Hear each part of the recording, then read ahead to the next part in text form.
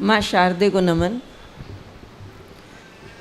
राजेश जी ने बहुत तारीफ़ की और राजेश जी ने कहा कि उन्होंने केजरीवाल जी को बता दिया कि पहली रोटी गाय को देनी चाहिए, यानी भ्रष्टाचार ख़त्म करने का तरीका। राजेश जी ने बहुत दिमाग लगाया। मेरे घर में पर ये भ्रष्टाचार होता ही नहीं। मेरे घर में क्योंकि पहली रोटी और दूसरी रोटी ये भ्रष्टाचार नहीं है, कारण रोटी मैं नहीं सरदार जी बनाते हैं। वाह वाह वाह, क्या बात है, वंडरफुल। और पहली रोटी जो गाय के लिए बनती है वो मैं खा लेती हूँ, इसलिए मैं गाय की तरह सीधी सादी हूँ। और दूसरी रोटी सरदार जी खा लेते हैं वो। तो इसलिए हम तो टेंशन लेते ही नहीं। अब हम दो सरदार यहाँ इकट्ठे हैं, राजेश जी को टेंशन है कि दो लोग यहाँ हैं, लेकिन आप इतिहास गवाए, आप देख लो सरदारों ने कभी टेंशन ही नहीं ली।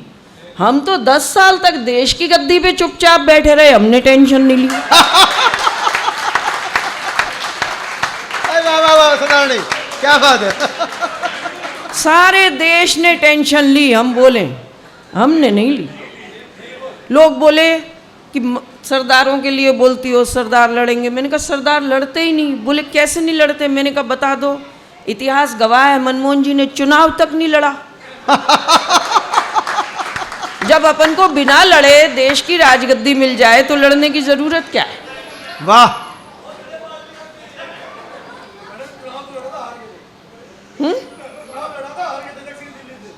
अच्छा, अपन तो यस यस बंसल साहब ठीक। लेकिन हार के भी प्रधानमंत्री तो बन गए, आप क्यों टेंशन ले रहे हो?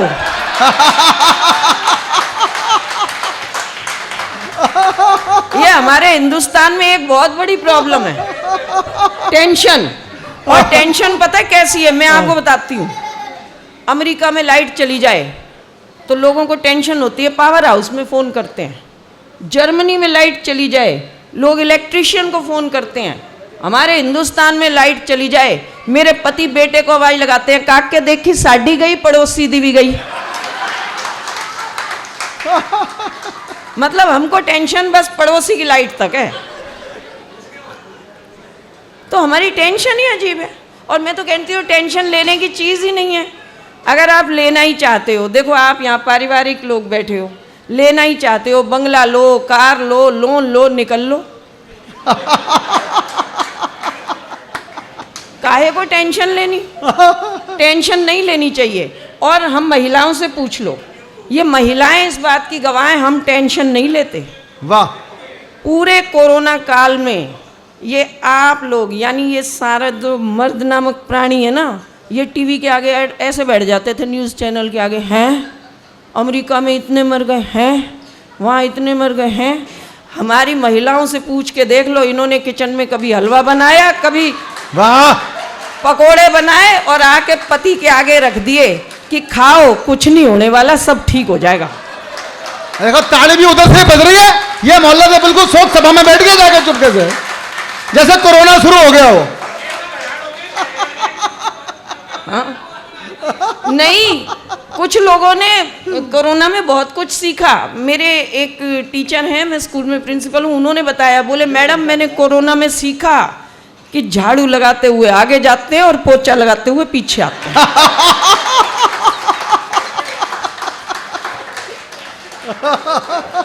तो मस्ती में रहो। अब आपने बड़ी तेज कहा था कि महिलाओं का काम आग लगाने का है। भाई साहब आपने बोला था नहीं। अच्छा, ये महिलाएं गवाह साथ दिया था ना।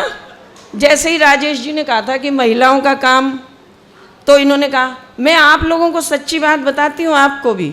राजेश जी पूरी बात तो बताते नहीं, सारी बात तो मैं बता देती हूँ। महिलाएं फायर डिपार्टमेंट में थी, लेकिन क्यों बंद की गई?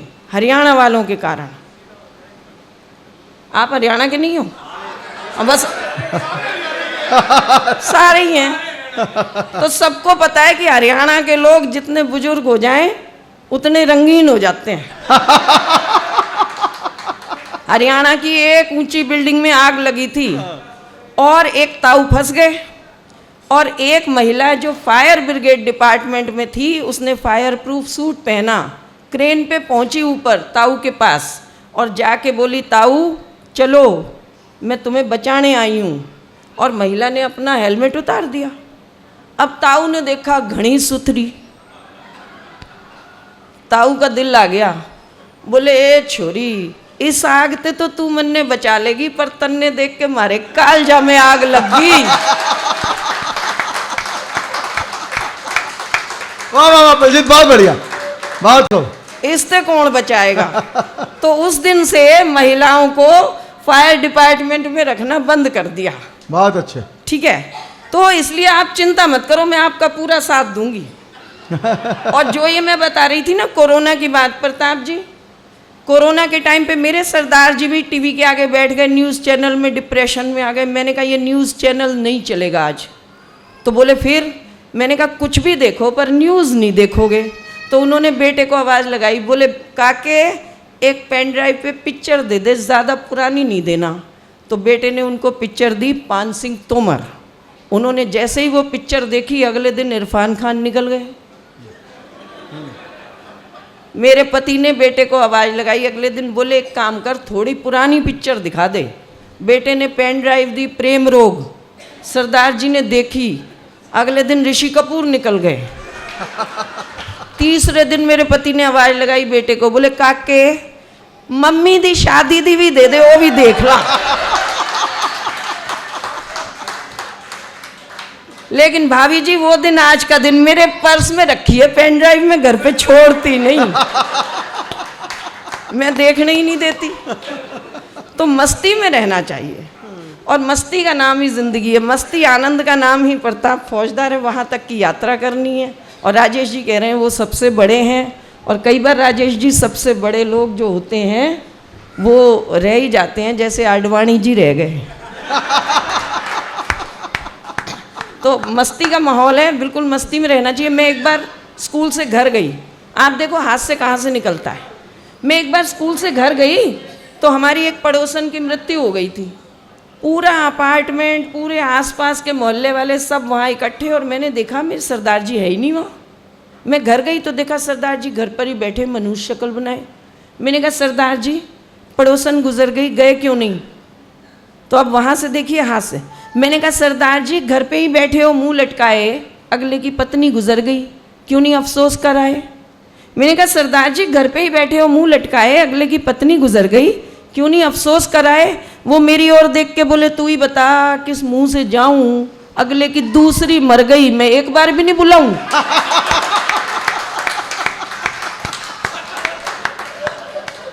वाह वाह, बहुत बढ़िया। अच्छा, एक और हमारे पड़ोसी हैं, हमारे तो पड़ोसी हैं इतने बढ़िया हैं, हरियाणा के ही हैं, हमारे घर में तो उन्हीं पड़ोसियों से ही हास्य है। एक और हमारे पड़ोसी हैं, उन्होंने बैंक से लोन लिया, लोन लेके उन्होंने कार ली, लेकिन किसी कारणवश कोरोना में थोड़ा रिसेशन आया तो बैंक के लोन की किस्तें नहीं दी, बैंक वाले आए कार उठा के ले गए। अब कार गई पड़ोसियों की, फिर मनूस हो गए सरदार जी। मैं कहा सरदार जी कार तो पड़ोसियों की गई, मनुष्य शक्ल तुमने क्यों बना ली? बोले बैठ जा तू, तुझे समझाऊं। मैं कहा समझा दो। बोले देख अगले ने लोन लेके कार ली। मैं कहा हाँ जी। बोले लोन की किश्त नहीं दी। मैं कहा हाँ जी। बोले बैंक वाले आए कार उठा के ले गए। मैं कहा हाँ। बोले काश पहले पता होता, मैं लोन लेके शादी करवाता और फिर किश्त नहीं चुकाता। तो ये तालियां बजा देना मस्ती सी में, क्योंकि देखो मेरे लिए तो तालियां ही बहुत हैं, कारण माला तो जिसने एक बार पहनाई थी वो ही पछता रहा है। और ये देखो ये बढ़िया मेरा जो ये छुटका सा बेटा है कितना खुश हो रहा है। अब मुझे ये नहीं पता वो मोबाइल देख के खुश हो रहा है या मेरी कविता से खुश हो रहा है ना? Oh very good, 2 in 1। ये आजकल के बच्चे हैं। ऐसे ही एक बच्चा था, मैंने उससे पूछ लिया बेटा छुट्टियों में कहाँ घूमने गए थे? बोला मैडम जी मैं त्रिवेंद्रम घूमने गया था। मैंने कहा वेरी गुड, त्रिवेंद्रम की स्पेलिंग सुना दो। सिर खुजाने लगा, बोला नहीं मैडम जी मैं तो आगरा ही गया था। तो बच्चे इतने मस्त होते हैं, सभी को निपटा देते हैं, कोई टेंशन की ज़रूरत ही नहीं है।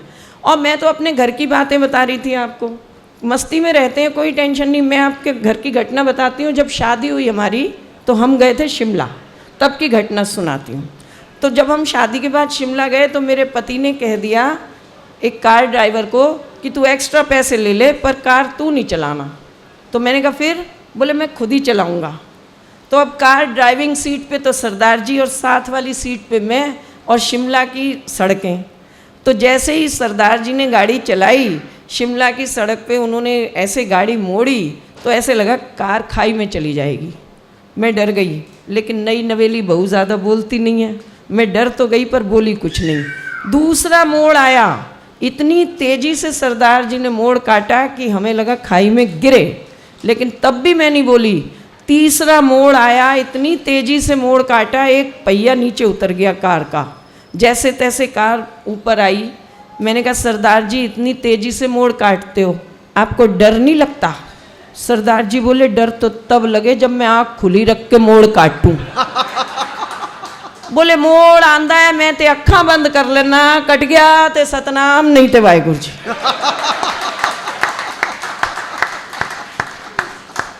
तो वो दिन, आज का दिन, मैं कार भी नहीं उनको चलाने देती। कौन अपनी वाहिगुरू जी कर ले। तो मस्ती में रहते हैं। आप भी मस्त रहा करो सर। टेंशन में क्यों आ गए अगर मैंने आपको बुलाया? हाँ, मैं पहले अच्छी खासी दिल्ली में रहती थी। वैसे अजीब लोग, टेंशन में मत आओ, मस्ती में बैठो। अभी कुछ दिन पहले प्रताप जी, राजेश जी, हम सब बेंगलोर गए। टेंशन की बात बताती हूँ आपको। जब बेंगलोर जा रहे थे तो हम बाय प्लेन जा रहे थे, तो एयरपोर्ट पे बैठे हुए थे। तो एयरपोर्ट पे आपको पता है कि फ़्लाइट आती है, पहले जल्दी बुला लेते हैं। हम सारे बैठे हुए, तो आगे एक बच्चा बैठा हुआ था। उस बच्चे ने दूसरे बच्चे से कहा कि तुम्हारा नाम क्या है? तो उस बच्चे ने कहा मेरा नाम जसप्रीत है, तुम्हारा? बोला मेरा नाम ब्रह्मज्योत है। दोनों बच्चों ने हाथ मिलाया। बोला कहाँ रहते हो? बोला दिल्ली में साउथ एक्स में। दूसरा बोला वेरी गुड, हाथ मिला। मैं भी दिल्ली में साउथ एक्स में रहता हूँ। बोले पार्ट 1 या पार्ट 2? पहला बोला पार्ट 2। बोला वेरी गुड, हाथ मिला। मैं भी पार्ट 2 में रहता हूँ। मकान नंबर बोल। बोला 3/3। बोला वेरी गुड, मैं भी 3/3 में रहता हूँ। फ्लोर? बोला सेकंड। बोला जफ्फी पाले, मैं भी सेकंड फ्लोर पे रहता हूँ। जैसे आपको टेंशन हो रही है, वहाँ बैठे लोगों को टेंशन हो गई। उनमें से एक ने पूछा, बोले तुम दोनों दिल्ली में साउथ एक्स में पार्ट 2 में 3/3 में सेकंड फ्लोर में रहते हो, एक दूसरे को जानते नहीं हो क्या? तो बच्चा बोला अंकल आप क्यों टेंशन ले रहे हो, हम तो दोनों भाई भाई हैं, टाइम पास कर रहे हैं। और तालियां तो इस बात पे बजाना कि वो दोनों बालक जसप्रीत और ब्रह्मज्योत मेरे बेटे थे। वाह, बहुत अच्छे। और आप टेंशन की बात देखो कि हमें टेंशन कैसे दी जाती है। साउथ एक्स में मैं रहती थी। अब हमारी पत्नियों की बहुत लंबी चौड़ी डिमांड नहीं होती, लेकिन हमको बदनाम कर रखा है कि हम बहुत डिमांड करते हैं। करवा चौथ का व्रत आया, मैंने कहा जी कल करवा चौथ का व्रत रखना है। मेरे पति बोले तू तो बस मौन व्रत रख ले। मैं करना करवा चौथ का व्रत ही रखूंगी, मौन व्रत नहीं रख सकती। बोले फिर? मैंने कहा नई साड़ी ला दो। बोले ये 7 अलमारियां भरी हुई हैं। तो ये मैंने कहा ये साड़ी तो मोहल्ले वालों ने देख रखी हैं, आप आज साड़ी लेके ही घर में घुसना। तो शाम को पति आए तो हाथ में बैग। मैं बड़ी खुश हुई कि हाथ में जो बैग है उसमें साड़ी निकलेगी। मैंने फटाफट वो बैग लिया, खोला, उसमें से एक डिब्बा निकला, डिब्बे में से एक फाइल निकल आई, फाइल में से कागज निकले। मैंने कहा ये क्या है? बोले चल फरीदाबाद। मैंने मोहल्ला ही बदल लिया, मकान फरीदाबाद ले लिया। साड़ी नहीं दिलवाई। बस ऐसा ही है जी। अब राजेश जी फ्री में आ जाते हैं, हमारे को कोई साड़ी नहीं दिलाए पति। आप हमारी बात सोच लो तो तालियां ही दे दो, हमारा गुजारा उसी में हो जाएगा। तो मस्ती का माहौल है, मस्ती में रहना चाहिए। और जो लोग हंसते और हंसाते हैं, आज जिन्होंने ये आयोजन किया है उनको बहुत साधुवाद। आज के टीवी के युग में अगर इस तरह परिवार और बच्चे साथ मिलकर बैठते हैं तो मैं उन सबको साधुवाद देती हूँ जिन्होंने ये आयोजन किया। और 2 पंक्तियाँ उन लोगों के लिए कि जो लोग हंसते और हंसाते हैं वो मरने के बाद स्वर्ग नहीं जाते हैं। वाह। जो लोग हंसते और हंसाते हैं वो मरने के बाद स्वर्ग नहीं जाते हैं, क्योंकि वो लोग तो जहाँ बसते हैं उसी जगह को स्वर्ग बनाते हैं। वाह वाह वाह। और रही बात जहाँ परिवार की बात हो तो कुछ ऐसा भी ज़रूर हमको कलम से लिखना चाहिए कि समाज में संदेश पहुँचे। जो मैं आपको कह रही हूँ कि आज का युग जो है वो बदल गया। आज फेसबुक पे हमारे बहुत सारे लाइक्स मिलते हैं, फ्रेंड्स होते हैं, तो वहीं मैंने ये कविता, छोटी सी कविता आप सबको सौंपती हूँ। सुनाइए सुनाइए, स्वागत। आप सबका फिर से साथ चाहूँगी कि ढूंढ रही हूँ वो बच्चे, महिलाएं और आप सब भी देखिएगा कहाँ कवि की कल्पना पहुँची है, प्रताप जी जी। कि ढूंढ रही हूँ वो बच्चे जो मदर्स डे नहीं मनाते थे, पर माँ जब भी आवाज़ दे हाँ माँ कहकर दौड़े चले आते थे। क्या बात है, वाह, बहुत अच्छा। वो देखो, वो माँ है, बेबी पकड़ा दिया, सेल्फी खींच रही है। ढूंढ रही हूँ वो बच्चे जो मदर्स डे नहीं मनाते थे, पर माँ जब भी आवाज़ दे हाँ माँ कहकर वाह। दौड़े चले आते थे। शायद बैटरी वाली कारें और मोबाइल नहीं थे उस वक्त, इसीलिए बच्चे पापा की पिद्दी पर घोड़ा बन चढ़ जाते थे। क्या बात है, वाह। और रुपए नहीं सिक्के मिला करते थे जेब खर्च, कई लोगों को याद होगा। रुपए नहीं सिक्के मिला करते थे जेब खर्च, इसीलिए बच्चे पैसे का वजन ज्यादा समझ पाते थे। क्या बात है, वाह वाह। सादा ही था खान पान, आंखों पर नहीं थे बच्चों के चश्मे। सादा ही था खान पान, बच्चों की आंखों पर नहीं थे चश्मे, इसीलिए माँ के आंसू उन्हें जल्दी नजर आ जाते। क्या बात है, वाह, बहुत बढ़िया। और देखिए, मैंने कहाँ कुछ कहने की कोशिश की है, अगर आप तक पहुँच जाए तो तालियों से नवाजिएगा कि शायद मीडिया और राजनीति भी इतनी गहरी नहीं थी उस वक्त। शायद मीडिया और राजनीति भी इतनी गहरी नहीं थी उस वक्त, इसीलिए सड़क चलते बच्चे रामू चाचा और रहीम काका की आवाज़ लगाया करते थे। वाह, बढ़िया बात है, वाह, बहुत अच्छी बात है। शायद बारबी डॉल की कल्पना भी नहीं थी उस वक्त, इसीलिए बच्चे कपड़े की कतरन से गुड़िया बनाते थे और जूते के डब्बे में उनका घर सजाते थे। ढूंढ रही हूँ वो बच्चे जो मदर्स डे नहीं मनाते थे, पर माँ जब भी आवाज़ दे हाँ माँ कहकर दौड़े चले आते थे। शायद पढ़े लिखे नहीं थे, पर अनपढ़ नहीं थे माँ बाप। हाँ, शायद पढ़े लिखे नहीं थे, पर अनपढ़ नहीं थे माँ बाप। दूर दृष्टि रखते थे, वो कमरे में बोनसाई नहीं आंगन में पेड़ लगाते थे। क्या बात है, वाह वाह वाह। और आखिरी पंक्ति आपको सौंप रही हूँ, जिसे समझिएगा और मुझे विदा दीजिएगा कि शायद उस दौर के रिश्ते बिल्कुल सच्चे होते थे। शायद उस दौर के रिश्ते बिल्कुल सच्चे होते थे। माँ बाप के पास भले ही कुछ ना हो, उनके पास बच्चे होते थे। वाह वाह वाह। बहुत शुक्रिया।